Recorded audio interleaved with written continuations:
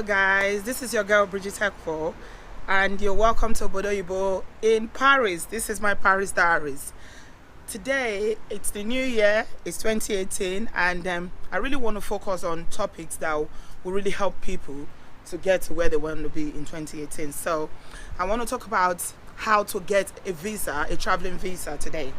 A lot of people has reached out to me on my channel via Facebook and other social media platforms and asked me to talk about how to get a visa. So I'm just going to be outlining a few tips to help you if you are in Africa or any part of the world and you require a traveling visa.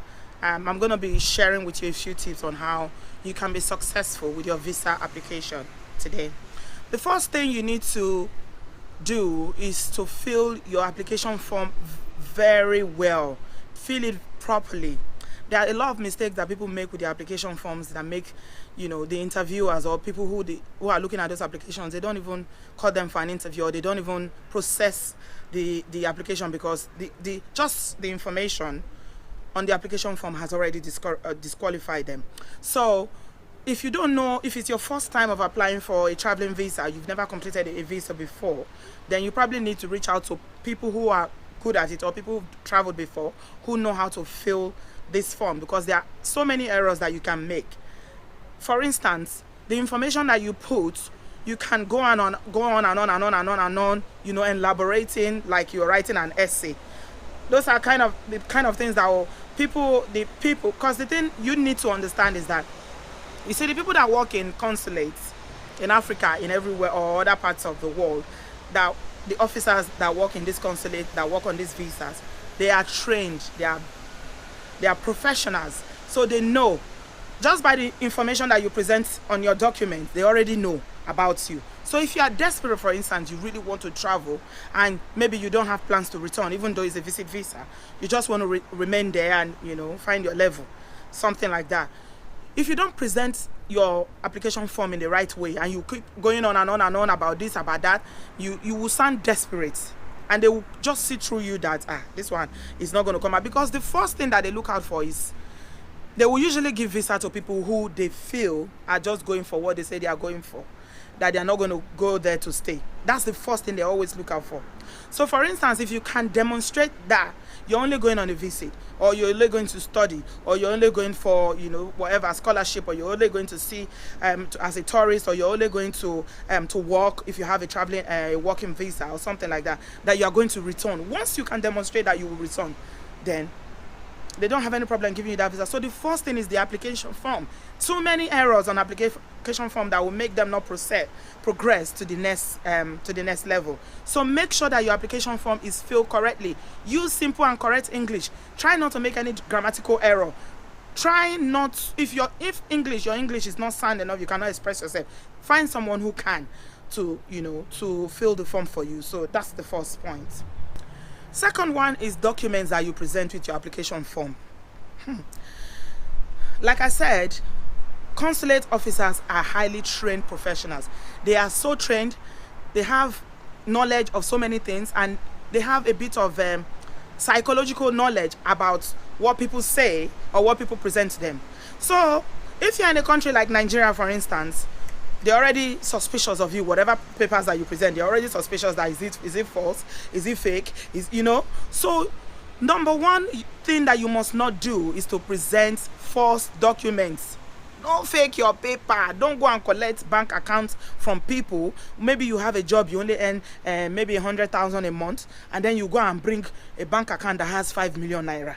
It doesn't add up. They go look at them, they go just say, this one, you earn 100,000. Your bank statement says that you've been earning 100,000 every month. All of a sudden, you have 3 million.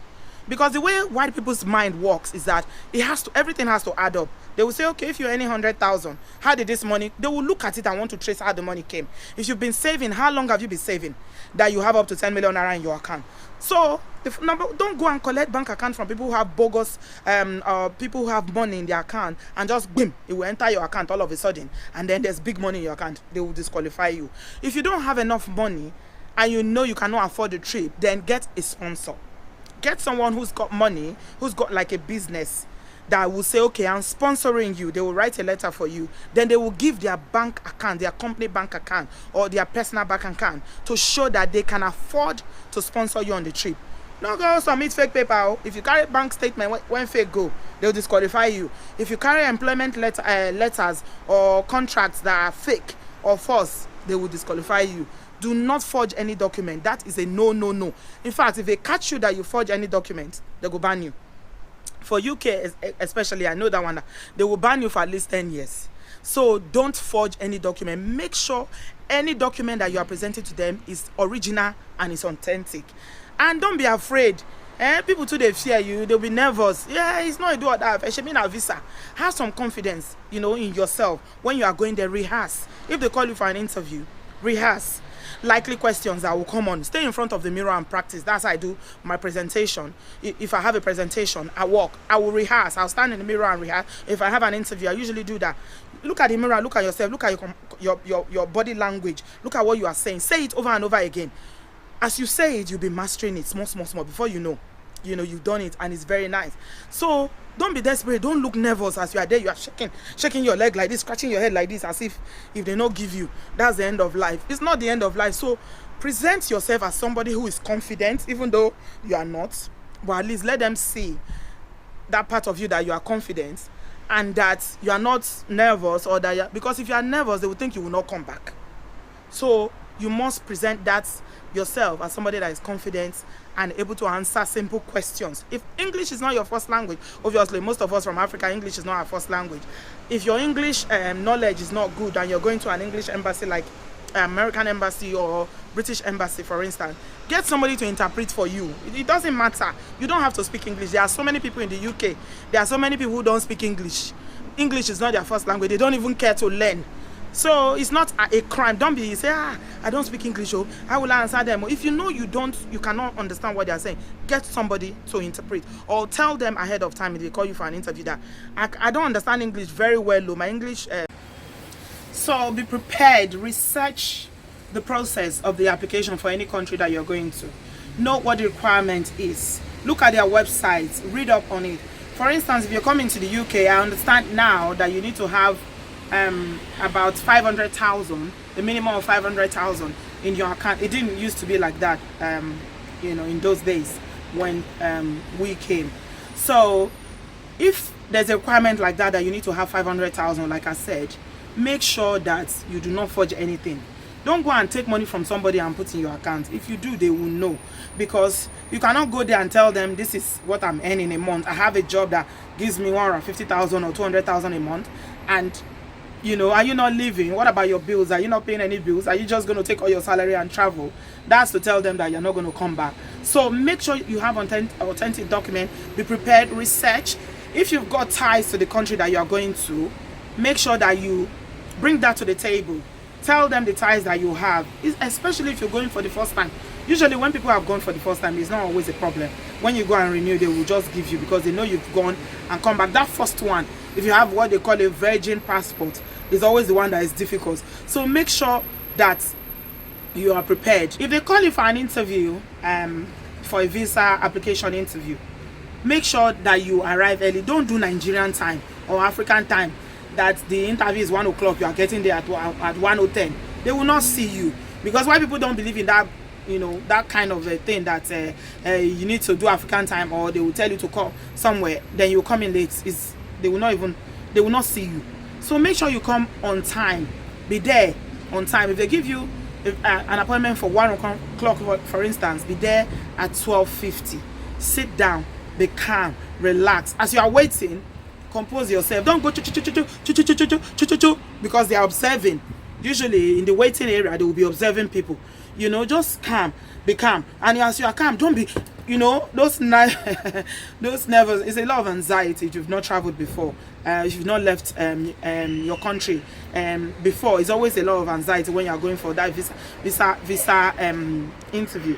So try to be calm, be composed. Talk to them with confidence. You see, confidence is something that sells. I'm telling you, some people are so confident, it's so attractive. They don't get anything though, but the way they will talk, you will think, They are Buhari's family. So make sure you have some confidence in yourself. Tell them, yeah, I have a job. I have a very good life here. Things are tough here in my country. Yeah, that's fine. But this is where I live. This is where my ties are. I've got family here. I've got friends here. I work here. So if I go there, what will I go and do? And then I will become a refugee. I'll be running up and down. Things like that. They will just be impressed with what you are saying, because they will know that actually this person just wants to travel, to have that experience, to go and visit, or to go and shop, or to see sites and things like that. Generally what people do when they go on holiday. So confidence, bring your confidence A game to an interview if they call you for an interview. Another one I'm going to talk about, which is the last point I've already mentioned, is about money. Traveling is expensive. It's not cheap.